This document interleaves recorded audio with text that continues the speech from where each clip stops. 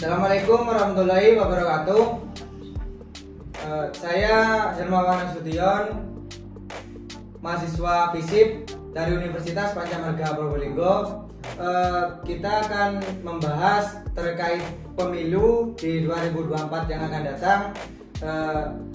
Ini semata-mata tidak menyudutkan ke pihak manapun atau parpol manapun. Jadi semata-mata ini dari opini kami pribadi. Dengan selanjutnya, baik, saya Trinanda Indra Kurniawan dari Fakultas Ilmu Sosial Politik Universitas Pancamarga. Saya Khairul Ulum dari Fakultas Ilmu Sosial dan Ilmu Politik Universitas Pancamarga. Dan di depan saya ini ada narasumber kami, yaitu sebagai Ketua BPPD Partai Umat dengan Mas Tholib. Silakan Mas memperkenalkan diri. Assalamualaikum warahmatullahi wabarakatuh. Ya, mungkin awal-awal kita kenalan. Nama saya itu Abdul Muthalib dan ditunjuk sebagai Ketua BPPD Partai Umat Kota Probolinggo. Cuma bagi saya itu cuma pemuda yang tidak mengenal bagaimana itu arah politik, juga tidak pernah duduk di bangku kuliah. Tapi dengan adanya kesempatan ini, semoganya dalam hal-hal yang sudah diberikan sekarang ini, saya juga dapat membantu bagaimana memberikan persepsi politik yang baik kepada milenial, khususnya yang masih dalam tahap di bangku sekolah ataupun mahasiswa. Jadi mohon bimbingannya gitu Mas. Untuk awal-awal yang akan kami bahas itu dari rekan-rekan kita sendiri dan juga nanti dengan narasumber kita itu terkait pemilu Mas. Jadi sama juga kan sekarang juga termasuk pemuda lah, walaupun ya mungkin udah ada jabatan lah ya. Menurut sampean sendiri di Gen Z ini, pemuda-pemuda ini terkait pemilu, apakah seantusias para orang-orang yang sudah memang paham politik? Karena kan Gen Z ini kan, pemuda-pemuda ini kan masih labil kan Mas. Jadi terkait ke pemilu itu cara agar pemuda-pemuda itu ikut menyuarakan pemilu ya, agar tidak golput dan lain sebagainya, itu menurut sampean sendiri gimana itu Mas? Intinya untuk hal-hal yang disampaikan tadi dari Mas Hermawan itu, kita itu sebagai pemuda, kita jangan acuh lah sama politik, karena mau tidak mau politik adalah jembatan bagi kita. Dari artiannya itu gini, kita itu kalau membahas politik, apalagi di ranah muda, mungkin sekarang tidak penting. Bagi saya sekarang politik itu tidak penting, tapi kemungkinan besar arah 5 tahun ke depan ataupun 5 bulan ke depan yang akan mungkin setelah DPR ini akan menuju wali kota, mau tidak mau dengan adanya milenial yang semakin sekarang bertambah, DPT yang sekarang lebih banyak Gen Z-nya itu, makanya arah dukungan kita itu sangat-sangat diperlukan. Dengan hal itu, adanya mungkin yang acara-acara seperti ini kayak podcast yang sekarang terbilang sudah banyak dan itu sudah umum, bukan artinya bukan sudah ya kayak dulu. Sekarang sudah banyak media yang sudah mengangkat hal-hal politik.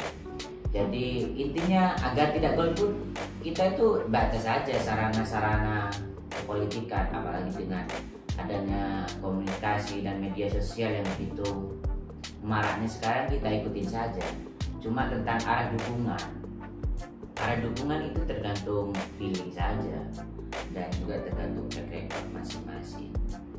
Dengan hal itu ya mungkin kalau mengarah tentang milenial sekarang, intinya itu ya jangan sampai golput. Kalau caranya bagaimana kita menentukan jangan sampai golput, yang mudahnya gini saja, kita rasakan yang sekarang bagaimana tradisi-tradisi tua yang sekarang kehilangan pekerjaannya, bagaimana kebijakan-kebijakannya yang hanya mengarah pada Dan soalnya kenapa? Sekarang kita mungkin yang lagi duduk di bangku sekolah ataupun di kuliah, kita tidak akan pernah merasakan repotnya bagaimana mencari pekerjaan, bagaimana mencari ladang sumber kehidupan. Mungkin sebuah ketidakbutaan ke politik, sebuah ketidakbutaan akan kebijakan-kebijakan pemerintah yang akan diambil oleh pemimpin kita. Mungkin itu adalah sebuah kesempatan kita di tahun 2024 itu, kita memilih bagaimana dia memimpin masyarakat ini. Mungkin itu sudah sih. Berarti suara pemuda gadget ini juga tidak bisa diremehkan juga berarti.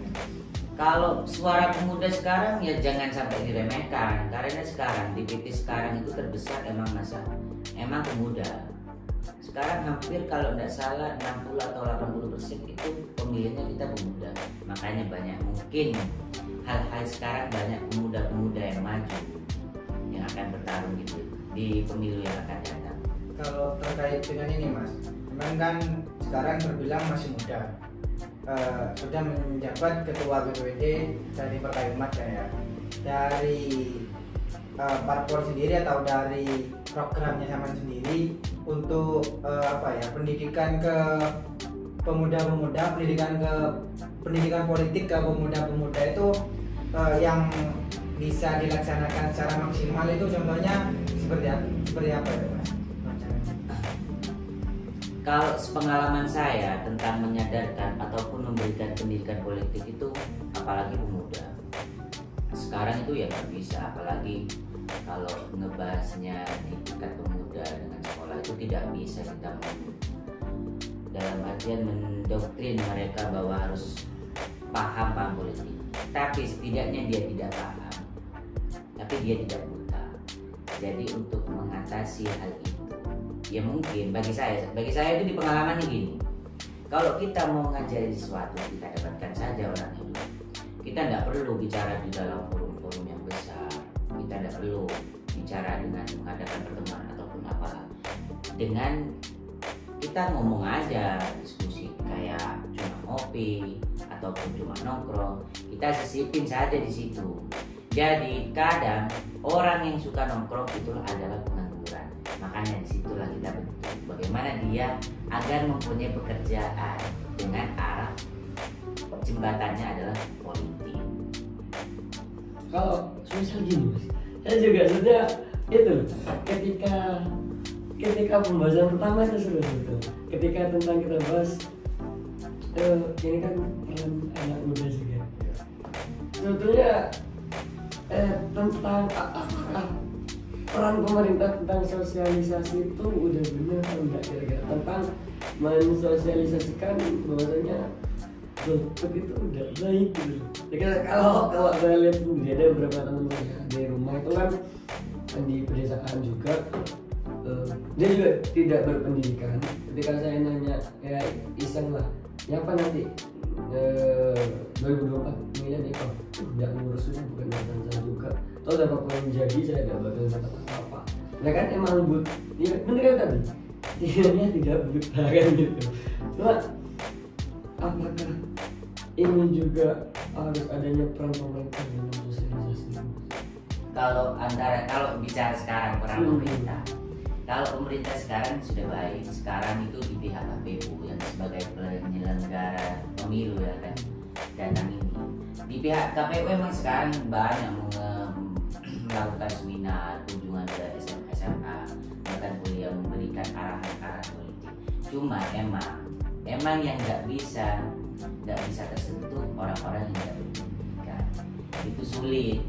Dalam artian sulit, dia mau ke arah mana? Dalam artian ke arah mana? Kalau dia gabung ke politik, dia bakalan terdoktrin di masyarakat ikut partai A, B, C atau D itu. Tapi kalau dia hanya diam di tempat, dia akan seperti itu saja. Cuma ya mungkin kewajiban yang lebih mengerti politik ya sudah disisipi. Gini loh, kamu gini. Dalam artian mungkin banyaklah kebijakan-kebijakan partai politik yang mendukung bahwa pendidikan itu penting. Jadi dibantu saja. Kamu coba aja masuk ke politik A, B, C. Ya siapa tahu kamu dapat beasiswa di sana. siapa tahu kamu mungkin kendalamu tidak bisa sekolah itu apa. Makanya dengan hal terkadang juga tidak semuanya itu yang hanya sekolah yang untuk politik. Kadang sekarang kita kalau berbicara di lapangan, orang-orang yang bertani itu sudah malas dengan pendidikan.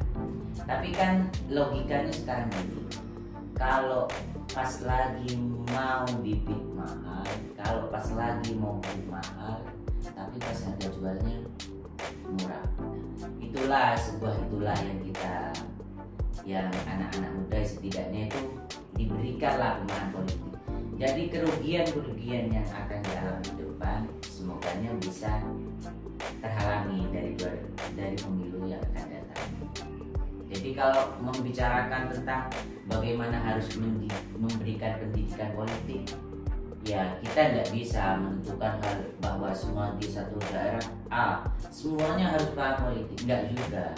Dalam artian keseimbangan itu bakalan pasti ada orang yang acuh dan tidak mau berpolitik, pasti ada. Cuma kewajibannya sebagai pemuda dalam artian mungkin kayak mas-mas ini bakalan nanti jadinya pemimpin. Amin. Nah makanya dengan hal itu ya kewajiban kita hanya mengasih tahu, memberikan edukasi. Masalah itu dia mau ataupun tidak itu kembali lagi ke hati.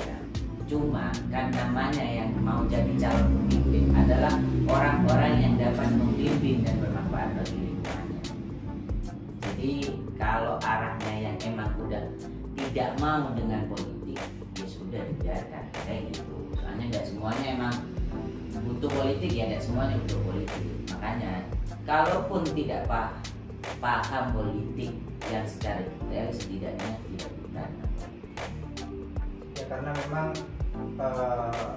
walaupun di masyarakat sendiri kan parpol itu seakan-akan berkepentingan sendiri memang. Cuma tanpa parpol pun demokrasi tidak akan berjalan lancar kan. Seperti ya sekarang ini kan. Mungkin kalau Indonesia pun tidak berbasis seperti ini, terus berbasis parpolnya begini dan begitu, ya mungkin demokrasi kita nggak akan berjalan kayak segini nih. Mau ini apa lanjut topik atau ada yang mau nyambah atau apa terkait ini pemilu pemuda atau Gen Z? Kalau mungkin lanjut aja ya. Masnya ini kita bahas karena pilpres mungkin ya, yang notabene lebih aman mungkin, ya nggak tekan-tekan juga gitu. Arah dukungan sama sendiri, ya ini bisa dikaitkan dengan background parpol sama sendiri itu bisa. Arah dukungan pilpres yang akan datang ini lebih mengarah atau merujuk ke siapa ini Mas? Kalau tentang arah dukungan itu pasti sudah jelas dari partai umat kita sudah mengarahkan ke Anies dan Muhaimin. Kalau ditanya secara pribadi atau secara pribadi, kalau saya pribadi, kita itu percaya bahwa akan terjadinya perubahan di sebuah kehidupan apapun. Makanya dengan ketidakmuluk-mulukannya yang mungkin saya tidak mengerti apa yang akan berubah ke depannya yang gini. Tapi saya yakin hal-hal yang ada keinginan berubah itu akan pasti terjadi. Nah, dengan adanya perubahan itu, dengan beberapa visi partai yang kita arahkan menjadikan sebuah arah sebagai dukungan ke partai kita, makanya dengan itu saya itu sering membuka pendidikan politik bagi pemuda-pemuda. Ya kayak contohnya ya bagaimana dengan ketidakenaan kita tentang hal-hal politik yang kurang sehat gitu. Cuma bagi saya semua partai itu pasti punya arah yang baik. Cuma mungkin ada 1, 2, 3 pelaku. Cuma dengan hal itu kalau membicarakan hal dukungan Anies, ya bagi saya Anies itu ya dia punya pola pikir yang lebih global. Kayak Gus Muhaimin juga dia ya setidaknya dari santri juga, makanya dengan dukungannya ke sana bagi saya dia pasangan calon yang sudah balance. yang satu sudah paham dengan bagaimana faktanya, yang satu juga paham bagaimana dengan keilmuan agama. Dan semoganya ya kalau dibicarakan dukungan ya pasti ke Amin. Kalau melihat background yang ABC itu yang kata Gus mungkin tidak perlu dibahas, karena kalau arah dukungan itu pasti yang dibahas yang baru itu saja. Begitu. Kalau kita bahas visi misi mas, soalnya kurang pengetahuan juga, makanya saya nanya. Kira-kira kalau tentang visinya yang beredar ketika masalah BBM itu mas, menurut mas sendiri itu bisa diterima kalsium nggak kalau semisal BBM itu digratiskan? Semisal nanti mau kerja Pak Anies sama Gus ingin terpilih dengan tentang dia mengusung bahwasanya BBM meskipun tidak gratis nanti ditekan sekecil mungkin, kira-kira itu masuk dalam akal logika, kira-kira saja sih. Gus Muhaimin dan PKB menang. Semua yang punya sepeda motor BBM-nya kita subsidi gratis tanpa biaya. Siapa yang di sini punya sepeda motor? Tahun 2024 PKB menang, Gus Muhaimin presiden, disubsidi serendah-rendahnya harga subsidi BBM tahun 2024 yang akan datang. Kalau tentang hal kebijakannya ke depannya dan namanya juga perubahan. Hal-hal yang akan dirubah itu pasti berdampak ke yang lain. Ini logikanya saja gini. Kalau itu tentang pemikiran logis, kalau hal BBM ini digratiskan, berarti ada unsur lain yang mau dikorbankan. Entah itu ya mungkin dalam artian penekanan yang lain, dalam artian itu mungkin saya tidak terlalu jauh mengarah ke sana. Cuma hal itu bisa saja terjadi, dalam artian bisa saja terjadi, tetapi bakalan mengorbankan sesuatu. Jadi intinya gini, kalau kita pengen makan sate, ya kita tidak mungkin bisa makan rawon. Logikanya saja gitu. Makanya kalau hal itu yang terjadi, banyak pemimpin yang bilang gini-gini, itu bisa saja terjadi. Tapi ada sesuatu yang dikorbankan. Jadi mungkin bisa terjadi.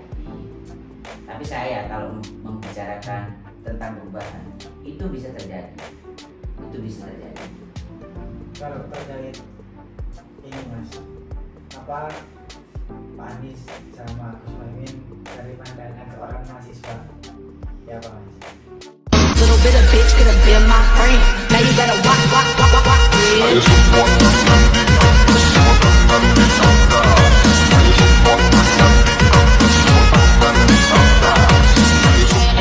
Kita tidak ini ya, kita netral. Jadi banget lah mas, ngapain dia? tidak masalah kan kita ini mas. Ya, Kita kan walaupun orang parpol lah, kita juga boleh lah ya kan demokrasi. Menurut sama itu mas. Saya juga setuju sebenarnya kalau dikata balance tadi, saya juga sangat setuju. Karena bagaimanapun keikutsertaan agama itu juga diperlukan semuanya. Ketika ada yang bilang agama jangan dicampur atau ada kritik, saya rasa juga sah-sah saja.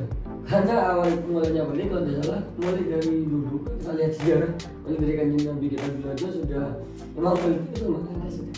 Memang di apalagi kita mayoritas Islam hampir 83% kan. Kalau dibilang pendapat saya tentang Bapak Anies dengan Bapak Muhaimin, sah-sah saja sebetulnya. Itu kan udah pemilihan koalisi kan, itu kan juga udah asal milih lah mereka. Sebelum Bapak Muhaimin kan udah digadang-gadang Agus Hari kan sudah mau dipasangkan dengan AHY. Iya. Udah mau dipasangkan dengan Bapak Anies sendiri. Ya tadi yang dikatakan dengan tukar guling tadi mungkin dari PKB ke koalisi perubahan, Demokrat kecewa, akhirnya Demokrat milih ke Bagong dan Gerindra. Juga tepat sebetulnya, kalau sebetulnya hampir semua calon itu tepat. Mungkin yang jadi permasalahan yang calon sebelah gitu saja. Mungkin gara-gara pesan yang kawan. Kalau itu kita Iya, benar nggak? baik Iya. step by step aja Pak. Iya, benar. Ini ke Anies dulu. Paham. Nah, maksudnya yang kalau emang dimaksud kalau dari calonnya Bapak Anies sama ini sah saja. Mungkin dari Ganjar dengan Bapak Mahfud ya sah saja juga. Nah, yang dia perdebatkan mungkin di paslon yang sebelah. Sebenarnya ada salah kalau tentang ditanya pendapat saya tentang ini dengan Bapak Anies Baswedan. Kalau menurut Mas Indra mungkin ada pandangan atau kritik atau saran terkait Pak Anies lah. Kalau menurut saya pribadi tentang pasangan capres dan cawapres siapa tadi, Gus Muhaimin sama Pak Anies Baswedan ya sah-sah saja, soalnya sudah saling melengkapi lah. Dari Gus Muhaimin sendiri dari kalangan santri, sedangkan Pak Anies sudah berpengalaman di dunia politik, ya saling melengkapi lah beda. Kalau menurut Mas Hermawan sendiri gimana ini? Kalau saya kan netral, mahasiswa, kan saya yang memberikan pertanyaan. Kita lanjut aja. Kita cari aman. Cari aman. Iya. Satu-satu lagi ya. Tadi kan pasangan Amin sudah. Pasangan selanjutnya itu bebas. Jadi jangan mau mengkritik karena memang arah dukungan mengerucut ke Anies itu bebas. Jadi kan memang pejabat kan untuk dikritik kan, Mas? Kan apa ya? Kalau baper kan mending tidak usah menjabat kan. Nah, di pasangan Ganjar Mahfud menurut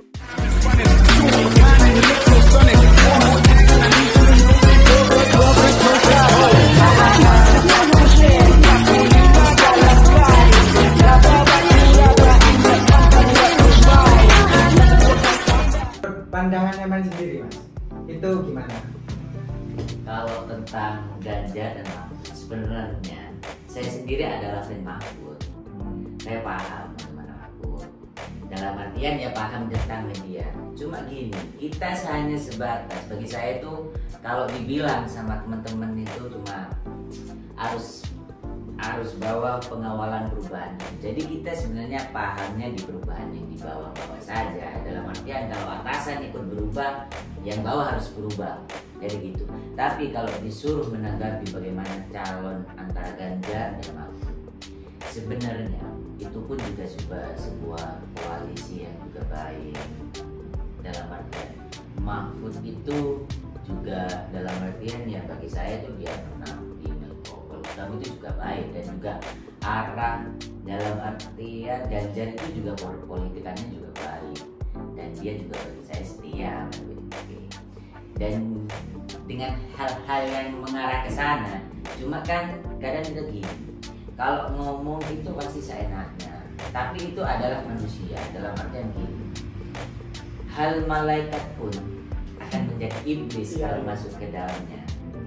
Hal itu terjadi pada Bapak Mahfud kita yang saya sudah agung-agungkan, itu terjadi pada beliau, asalkan dalam artian dia agak acuh dalam pilpres ini, mungkin dia tetap akan jadi aman sebagai Menko Polhukam yang paling baik bagi saya. Cuma itu tidak memungkiri ada beberapa tatanan negara dan emang itu rahasia negara yang tidak bisa dibahas dalam umum, yang mungkin itu sebuah kerahasiaan para atasan. Kita nanti sebagai pemimpin, nanti yang masing-masing amin banget. Makanya itu kita coba saja perubahan dari yang sekarang ini, kita buka-bukaan. Dalam artian ke pemuda kita buka-bukaan dengan hal apapun itu.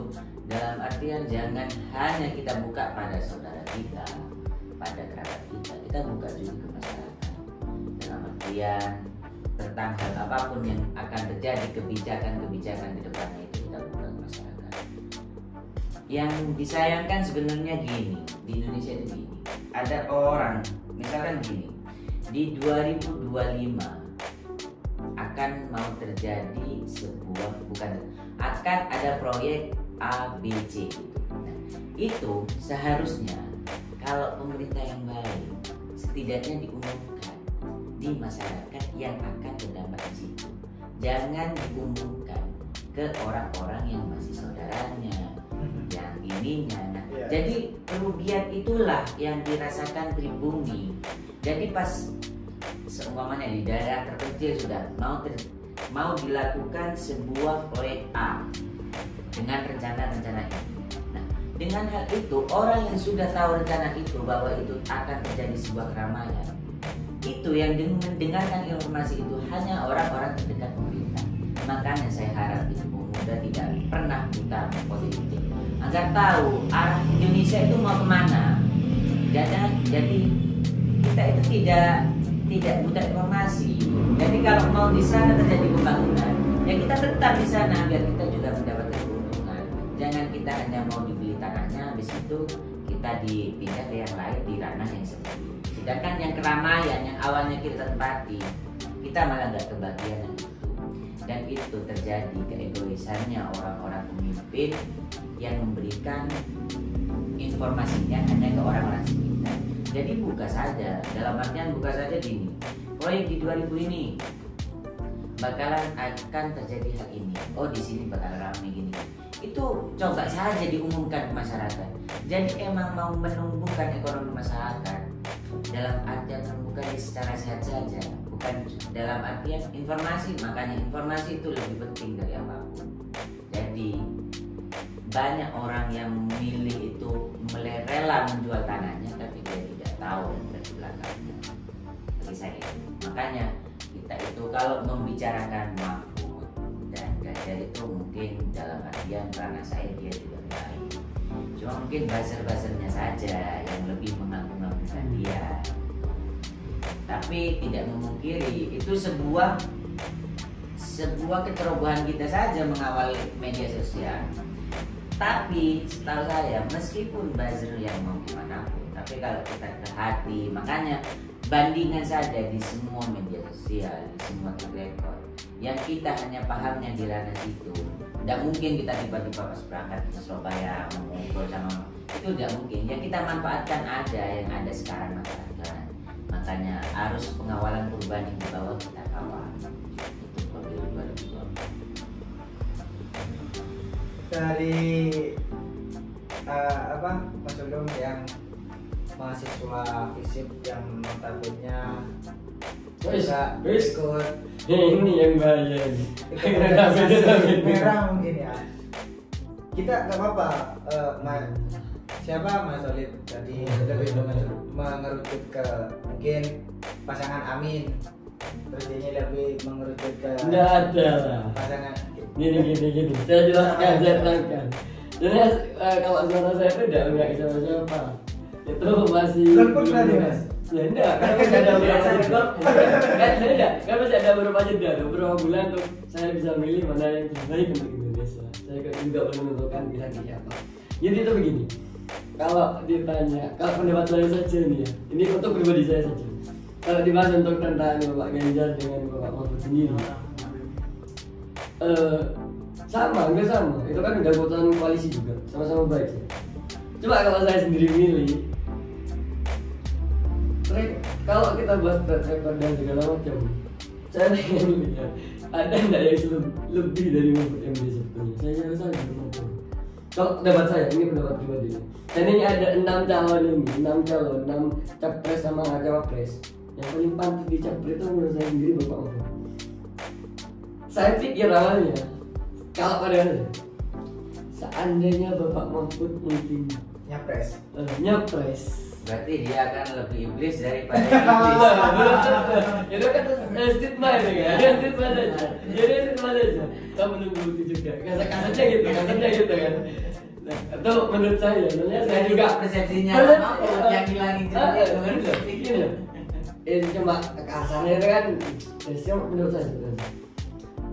Tapi menurut saya sendiri, kalau emang mau bahas terkait Pak Mahfud sendiri emang tergantung. Kalau bahas Pak Ganjar sendiri, emang Jawa Tengah saya rasa tetap jadi wilayah termiskin.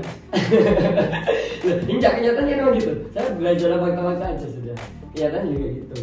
Tapi mungkin bisa ketahuan dengan Pak Mahfud ini sendiri. Berarti maaf potong Mas ya. Berarti yang lebih fakta sih itu yang capresnya Pak Mahfud. Terus wakilnya Pak Ganjar gitu. Kalau saya Mahfud, kalau saya Mahfud. Lanjut. Saya terus saya jujur tidak ada tipu-tipu. Kalau saya sendiri Bapak lebih lantas untuk capres dengan Bapak Ganjar. Cuma itu kan udah keputusan koalisi juga, mungkin yang terbaik itu Bapak Ganjar yang di capres, capresnya mungkin Bapak Mahfud MD. Cuma nanti kalau kita lihat saja suaranya kayaknya Soalnya kan pecah semua itu dengan masuknya Pak Mahfud. ya kan itu Siapa? Mega. Bu partai kan sudah memikirkan dengan matang katanya begitu lah. Kayaknya bukan saya pro banget PDI atau banteng atau apa lah. Cuma seburuk ketika image beliau sudah jelek banget sudah image-nya beliau. Cuma keputusan akhir atau masa-masa kritis kayak ini sebetulnya keputusan beliau tuh emang tepat banget. Saya rasa gitu. Bukan gara-gara saya pengen ke A, enggak. Saya jujurnya belum menentukan siapa yang bakalan saya pilih. Saya juga belum menemukan juga. Seandainya kayak kata saya tadi, misalnya Pak Mahfud yang nyalonin saya langsung Pak Mahfud. Cuma bukan Pak Mahfud yang jadi yang nyapres. Ya saya masih mikir-mikir lagi aja kan gitu. Cuma kalau ditanya lagi Ganjar sama Pak Mahfud MD sama saja, sama-sama yang satu karena sama-sama pernah menjabat kan gitu. Sama-sama pernah menjabat di pemerintahan, apalagi Bapak Mahfud pernah di legislatif, yudikatif, eksekutif. Ada capres yang udah ketiganya dia belum.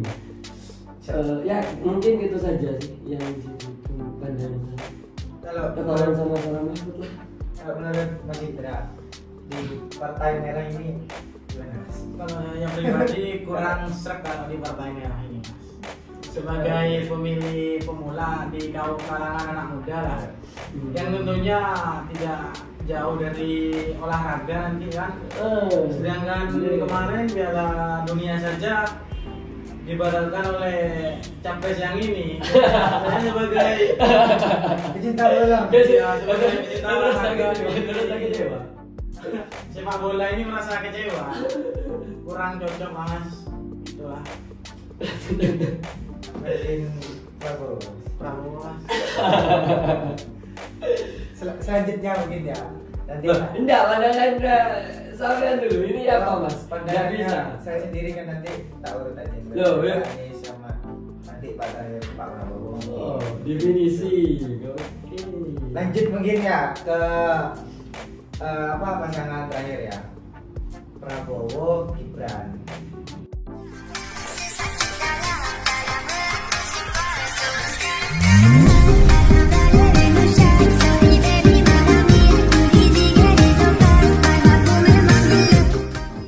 Yang notabene Gibran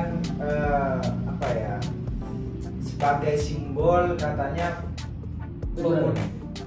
pemuda itu sebagai perubahan Mas. Jadi iya menurut sampean Tapi sudah ini tahun ini yang paling seru sebetulnya untuk dibahas. Kalau caranya tuh, karena emang masuknya wakilnya ini Oh itu nanti itu kita bahas lebih detail lagi setelah inilah mungkin Mas. Pak Prabowo Mas. Tapi sebenarnya langsung saja kita Iya, soalnya kan tidak perlu Mungkin apa yang mau ditutup. Berkelanjutan mungkin ya, saling ini ya. Intinya gini, untuk ini kan ketanggapan Bapak Prabowo dan Gibran. Sebenarnya beberapa keputusan MK kemarin yang segitu hangat. Iya. Dalam ada sebuah diskusi di arah bawah itu gini. Kecurigaan kita yang terka, yang dalam artian yang mungkin saya juga menerka hanya secara lingkup di arus bawah saja. Logikanya sekarang gini, misalkan sudah Bapak Prabowo ini terpilih dengan Gibran, dengan usia yang sudah segitu, meskipun Pak Prabowo itu pengalamannya sudah politik global sudah kan, kita bahasnya kan di sana bagaimana dia membawa Indonesia ini, dan juga ini yang kita bahas adalah sebuah Gibran yang hanya dalam artian yang tanda kutip katanya ya dua karbitan lah ya, gitu. Tapi tidak memungkiri bahwa dia pernah memimpin, dalam artian dia mampu dipilih oleh masyarakat. Berarti tandanya kalau sudah orang itu dipilih oleh masyarakat, mau dari aspek dibantu A, B, C, berarti dia dalam tanda kutip mampu. Cuma ya gini, kalau dengan usia yang seperti itu, dalam artian masih ya belum terlalu matang. Misalkan nanti calon ini terpilih, kemudian Bapak Prabowo sakit, berarti kan yang memegang kekuasaannya yang paling unggul adalah yang wakil. Iya. Nah, adanya kewakilan ini dan yang dia tidak matang, apakah dia ada potensi untuk memimpinnya sendiri dalam artian dengan pemikiran-pemikiran pemudanya dia, atau sama saja dengan koalisi yang lain yang dalam artian manusia bos gitu? Apa kita ada kecurigaan yang arah ke sana? Tapi kan memang berita seperti kemarin itu kan memang di belakang Mas Gibran sendiri kan memang ada Pak Jokowi di sana. Nah makanya itu yang kita khawatirkan kan itu. Berarti kan sama saja bahwa dalam artian politik dinasti dia menginginkan 3 periode, cuma ganti wajah, covernya aja. Nah makanya dengan itu, ini sebenarnya sebuah progres perubahan yang baik. Pemuda bisa meloloskan sebuah peraturan MK yang seperti itu. Berarti ini bukan pemikiran yang abal-abal, itu pemikiran baik sudah. Dan namanya itu adalah sebuah perubahan. Kalau pemuda itu pasti akan mengawal semua perubahan. Cuma yang dikhawatirkan, apa ini akan diperalat juga dari beberapa pimpinan partai, ataupun dia emang dari pemikiran-pemikiran itu. Tapi kalaupun yang ini terpilih, ya ada potensi saja bahwa yang malah jadi ketua dijadikan sebuah wakil. Berarti kan ini bukan sebuah demokrasi yang bagaimana kita paham bahwa ketua adalah pemimpin kita. Mungkin tanggapannya untuk Bapak Prabowo dan Gibran ini sampai situ. Kalau menurut Mas Ulum sendiri, pandangan dari Mas Ulum sendiri sebagai mahasiswa terkait Pak Prabowo ini gimana? Sebetulnya kalau dari statement Bapak Prabowo sendiri kan udah jelas. Jangan anjing salah sih.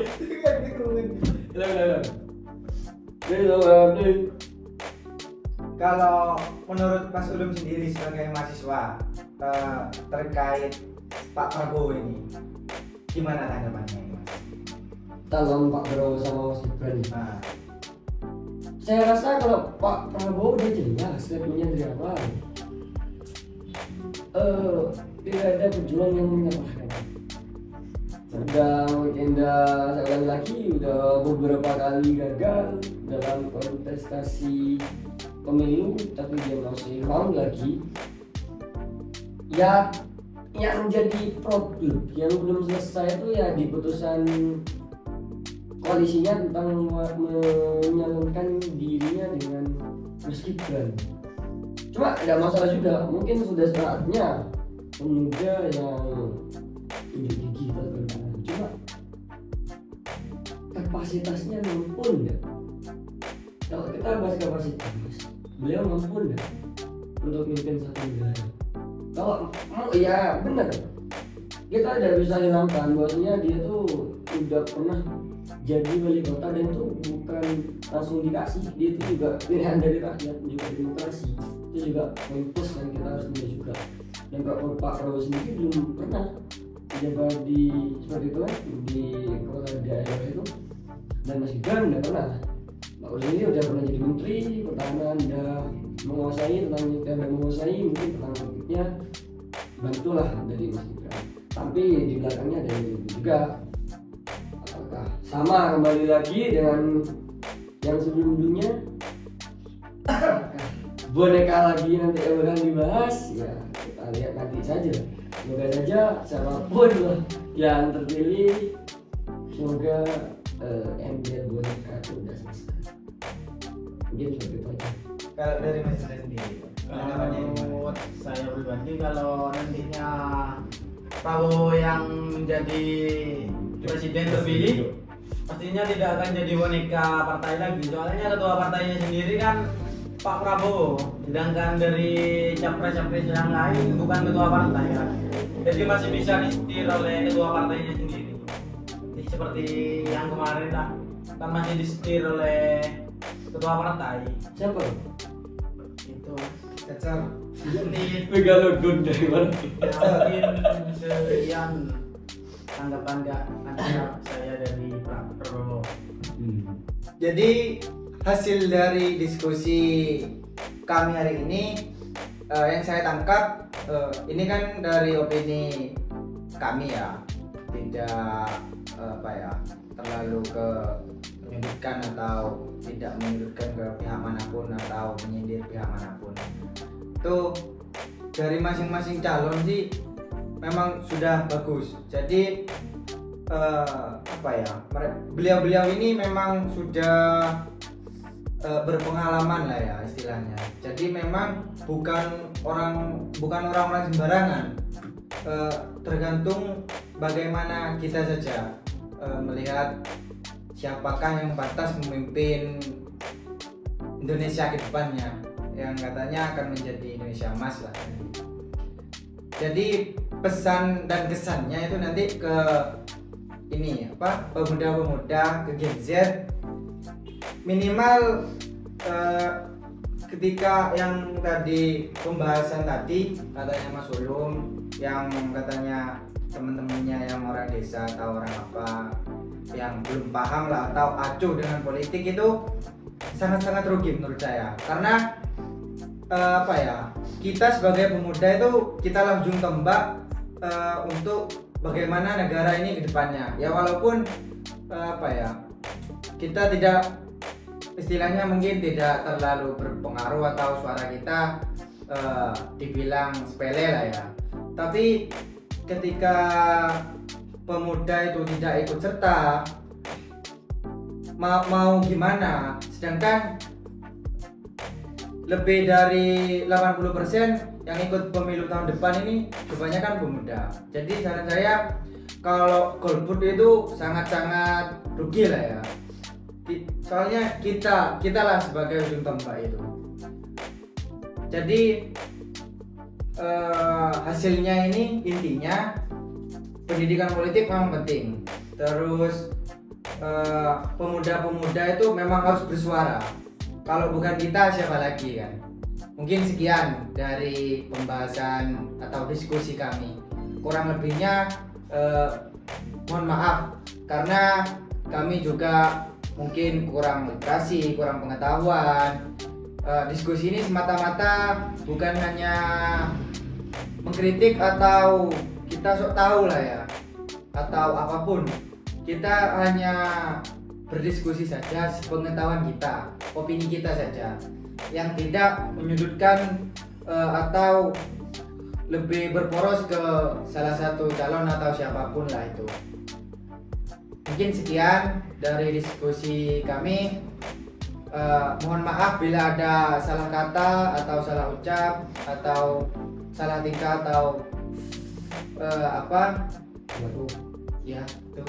Kurang lebihnya mohon maaf. Wassalamualaikum warahmatullahi wabarakatuh. Waalaikumsalam.